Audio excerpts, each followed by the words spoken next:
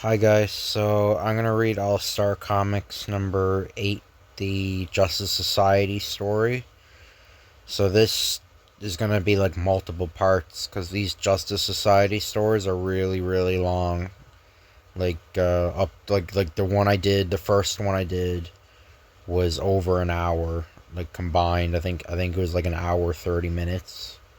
So I have no idea. It might be like 5 parts. This might take. And the worst part is I gotta do like 15 of these. I gotta do a bunch of them. All Star Comics. So 2 new members win their spurs in this new book length adventure of the Justice Society of America. Hawkman the Atom, Doctor Fate, the Spectre, the Sandman, Johnny Thunder, Doctor Midnight, and Starman. I think the United States entered World War II the same month this issue was published. December 1941. So the attack on Pearl Harbor had happened. So the Justice Society of America hereby elects Green Lantern as the fourth honorary member, like Superman, Batman, and the Flash. Said honorary members to be for life, and does hereby elect Dr. Midnight as the new active member in his place. Yeah, the Justice Society's membership always changed, or like who is a honorary member. I think that's what um, kind of screwed it over. Like not having Superman and Batman there. Like Superman and Batman were very rarely in the Justice Society. They'd only be either mentioned or they make like small little cameos. But it wasn't like the Justice League where Superman and Batman were very much in that. But with the Justice Society, they were barely in it. Well, originally the Justice League was like that too. Superman and Batman weren't in that too much either, but that changed eventually, uh, kind of quickly. But and they've also gotten rid of Green Lantern and the Flash to make way. I guess because there's way too many characters, and there's no Hourman either. Hourman got phased out. So and a leave of absence. Okay, so it's talking about is thereby granted to Hourman, where whose active duties will be taken up by the Starman, making our roll call until further notice as follows. Hawkman, the Sandman, the Spectre, Johnny Thunder, Doctor Fate, Doctor Midnight, Starman. Honorary members Superman, Batman, the Flash, Green Lantern. So I guess Flash and Green Lantern became too popular because it was meant to, just like Justice League is, it's meant to highlight less popular characters. But I don't know, eventually they'd rejoin Flash and Green Lantern would. And again, I think Justice Society had way too many members. I think that was the main problem Justice Society had. It was just too many members. But under the leadership of Hawkman, who is now chairman since Green Lantern has become the fourth honorary member, like Superman, Batman, and the Flash, the Justice Society resolved to carry on its good work, but suddenly it domes face to face with a new weird evil that threatens the very foundation of justice. Never before has the Justice Society been faced with such a perplexing problem until the advent of Dr. Midnight and his mascot Hooty, a wise old owl. Yeah, if you don't know Dr. Midnight, he's a lot like Daredevil. He's basically like an early version. He's sort of like Daredevil. But the following pages describe how he and the Starman win their spurs as active members of the Justice Society of America. Johnny Thunder meets the Hawkman on the way to the meeting of the Justice Society. "What's the matter, Johnny? You look sad." "Shucks, I should be. I had to make a city contractor ready to confess to me, then phooey. He gets off the handle completely. Batty. Thinks he's an ape or something. That's strange. Just as I was closing on the racketeers I was working on, the witness went raving mad. I wonder. Daisy would have been so proud of me." So yeah, Daisy was Johnny Thunder's love interest. I think I only did like one Johnny Thunder comic. I don't know, he's a very obscure character, so I don't know. But cheer up, Johnny. The other members are in the same fix. My man yelled, "Yeah," like a gorilla. Mine too. Mine thought the light was blinding him. For the first time in their history, the members are flabbergasted. They don't know which way to turn. What are we going to do? Here we are, working on separate cases. And as soon as we get a witness, Bluey, he goes daffy. We're stumped. And I thought we members of the Justice Society could do anything. Just then, what? Who? Why, it's the famous Dr. Midnight. Yes, gentlemen, and I need your help. Who? Ha, at the moment we could use some help ourselves. What's your problem? Criminals are using a new weapon, madness instead of murder. Let me tell you my story. We're all ears. And so Dr. Midnight, who can see in the dark like an owl and terrorizes criminals with his unusual power, tells a strange story. It was late at night. I was dictating an important letter to my secretary, Myra Mason, suddenly. Important bulletin. A dangerous maniac has escaped from the Oakdale Sanitarium. My, that's not far from here, Dr. Magniter. The escaped patient is John Graw, former commissioner of roads, who went raving mad during a probe of graft in his office. Watch out for him, he is dangerous. I hastily dismissed Myra. Oh, I hope he doesn't do any harm. He'll probably be found before he does. We can finish this work tomorrow. I feel tired. As soon as Myra had left, if a dangerous maniac is abroad, I might be more use as Dr. Midnight. Come on, Hooty. Who? Then before leaving I consulted my files. See if I have anything on the Graw investigation. No need to put the light. I can see just as well in the dark. I find a clipping that astounded me. It says, in the middle of questioning, Graw suddenly went raving mad. Were blinding him, and he had taken to a dark room. Doctors said he is the victim of some rare disease involving a dread of light. Well, this is a case for Dr. Midnight. Who?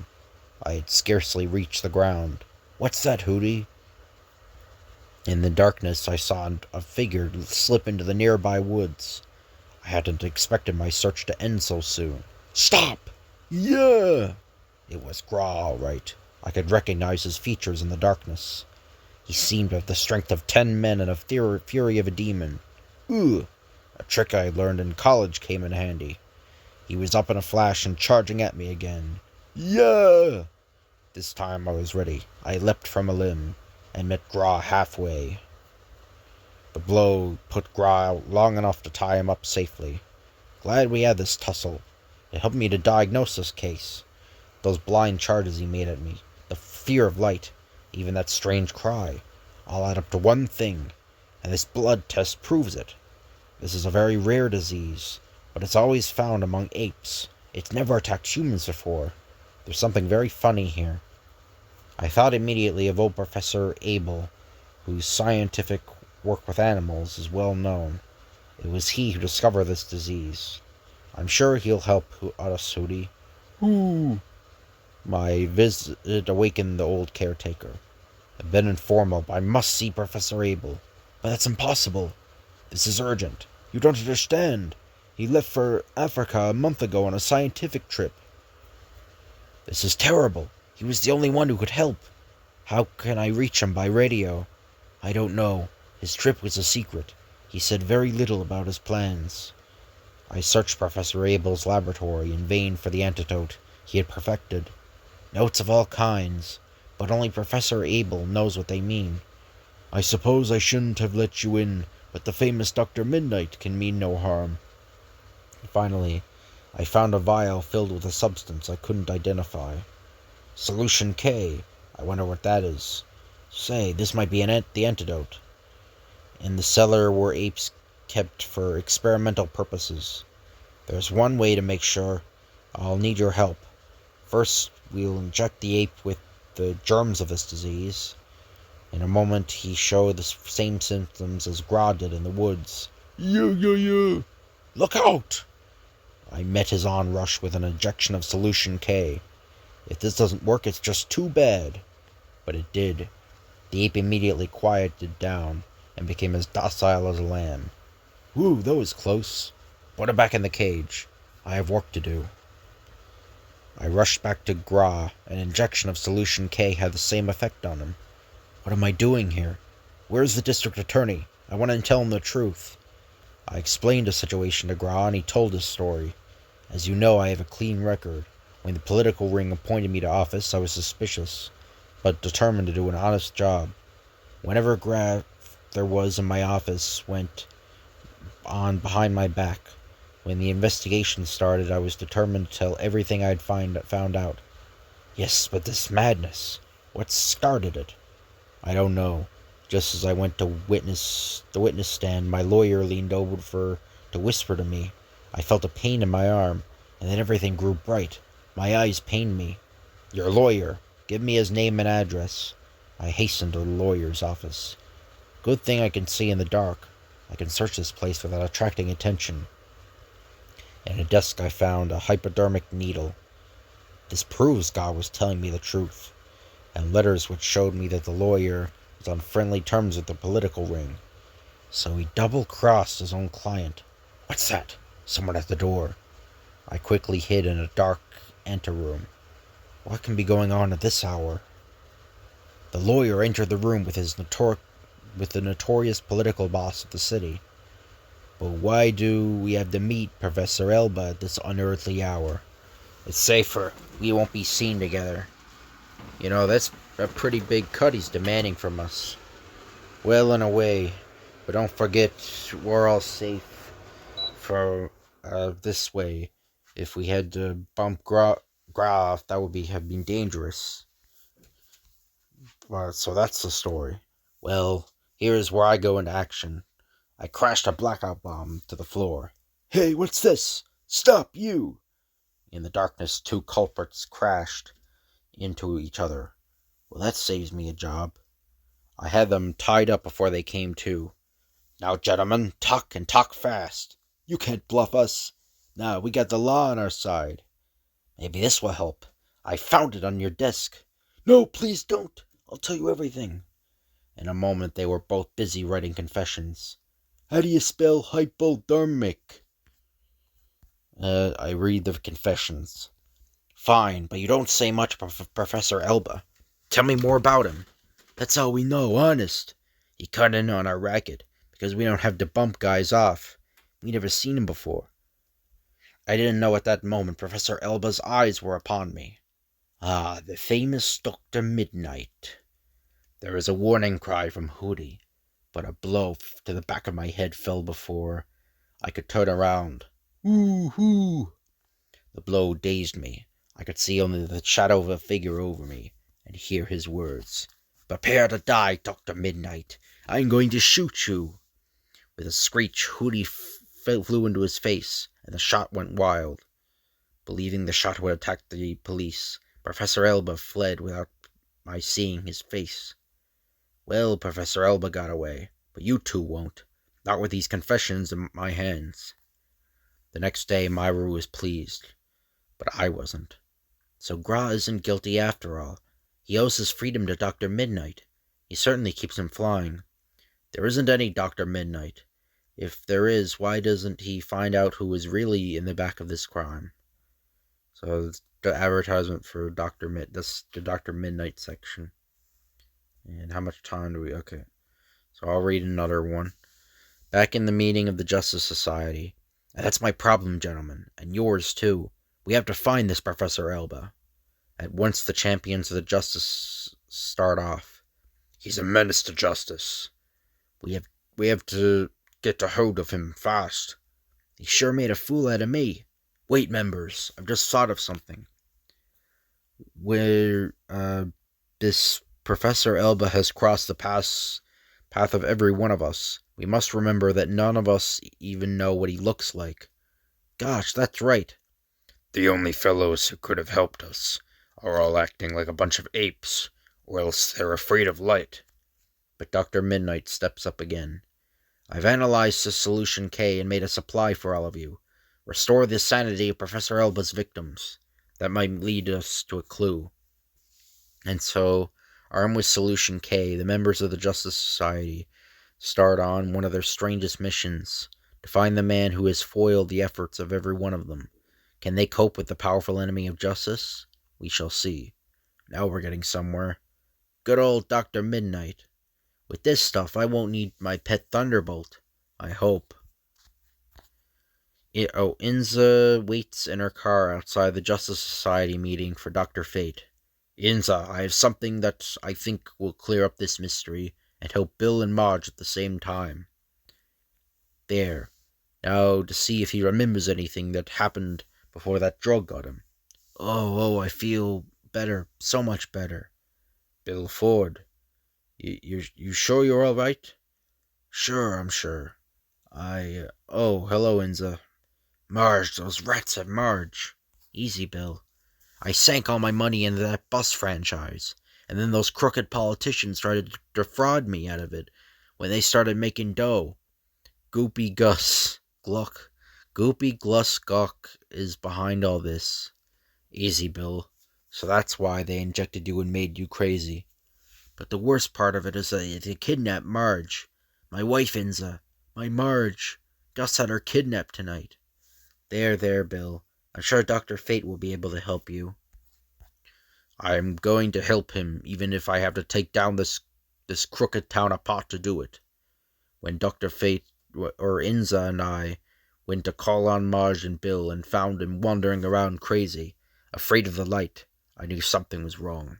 So Gus Gluck's at the bottom of this. Nothing like being a little cut up. Wham. It's Dr. Fate. You don't need any second guesses, boys, unless you want to see if you can guess what's going to happen to you. This sofa comes in handy, and sofa so good. Oh my god, that's horrible. That's probably the worst porn I think I've ever heard. Jesus, that's bad. Ouch. Oh.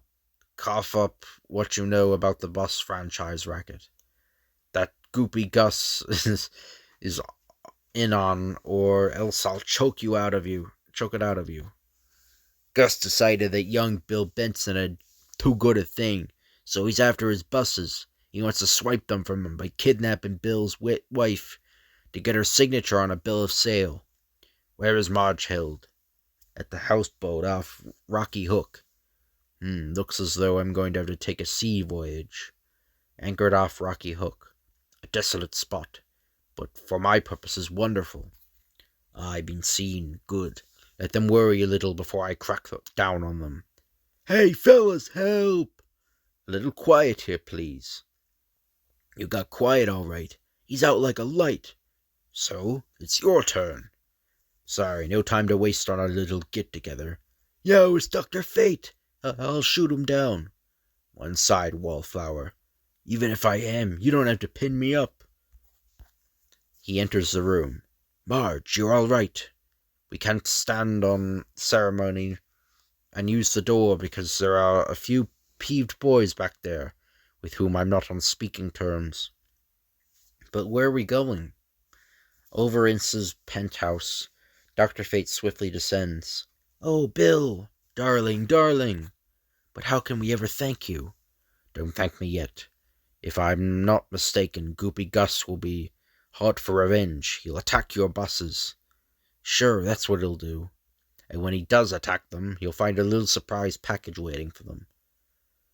I find all this is kind of above Dr. Fate, like what Dr. Fate can do. I think I said this before, like they tried to make him into like a regular superhero, when before he was like fighting supernatural threats, and then they just made him, they cut his helmet in half, and then made him just, you should be fighting like monsters, or like, I don't know, ghosts and that, like you shouldn't be fighting just like regular criminals. But Goopy Gus gets word that Marge has escaped. Hey Gus, Dr. Fate just pitched into us and got Marge Benson away from us. What do we do? Fate, oh, I didn't know he'll be fighting us. The best bet we have is to wreck those buses so that their boss or loss will tie up Bill Benson's hands. When we see a bus come toward us, you boys hop out and jump it. beat up the driver and run the bus into the telephone pole. Sure, we'll do that easy.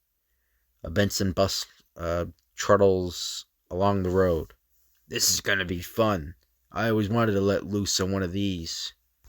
Oh, wait, what happened? Okay. Fares, please. Fares, nothing. We're gonna wreck this bus. Scram, you folks that don't want to get hurt. The driver rises and removes his coat and cap. Just one moment, gentlemen. They use the exact same... They, drew over it. Look, did you see that? They drew over Dr. Fate or something. Did I understand that you to say that we are going to wreck this bus? Dr. Fate, must just a joke. That's all. Just for a laugh. Our X's, they snapped off him. I think I'm going to do some snapping with you. I'll start with this bus hand grip. I'll snap it off, then get to snap it over your heads. No, have a heart, Dr. Fate. Let's talk things over. I'll tell you about Goopy Gus. Here, let me pay for that pipe you just broke off. A splendid suggestion. Driver, step forward. Thanks for the loan of these things. I told you we might meet with hoodlums, and here's the money for that handrail. See it gets back to your boss. Sure, thanks, Dr. Fate. Gee, it certainly is something to see you in action. Keep 'em flying, Doc. There's Goopy waiting to see us wreck the bus. He don't take no chances. This is one chance he can't avoid. This is one chance he can't avoid. My fist.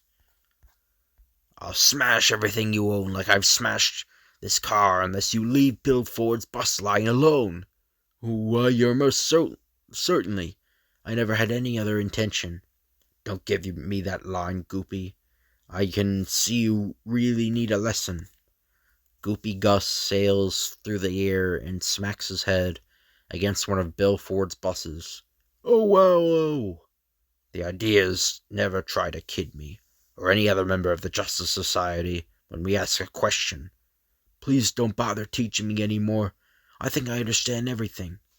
There, I told everything. Now, where can I go away where I won't see you anymore? You scare me. This time I really will oblige you. Look right down below you, Goopy. You see the place where you're going to stay, so you won't see me for quite a while. Oh, jail! And back it ends as a penthouse. Here you are, Bill. Goopy Gus wrote out a complete confession. You won't have any more trouble. Gosh, all our troubles are over just like that. Now where are you going? Out to find Professor Elba. He's the one that sells that drug that turns men's minds. I've got to find him. And there's an advertisement for Dr. Fate. So I think that's going to be the end of part 1. So I don't know how many parts there's going to be. Probably a lot of parts. But hope you guys enjoy this video. If you could like, comment, and subscribe, that'd be appreciated. Thank you guys for watching. And I'll see you later.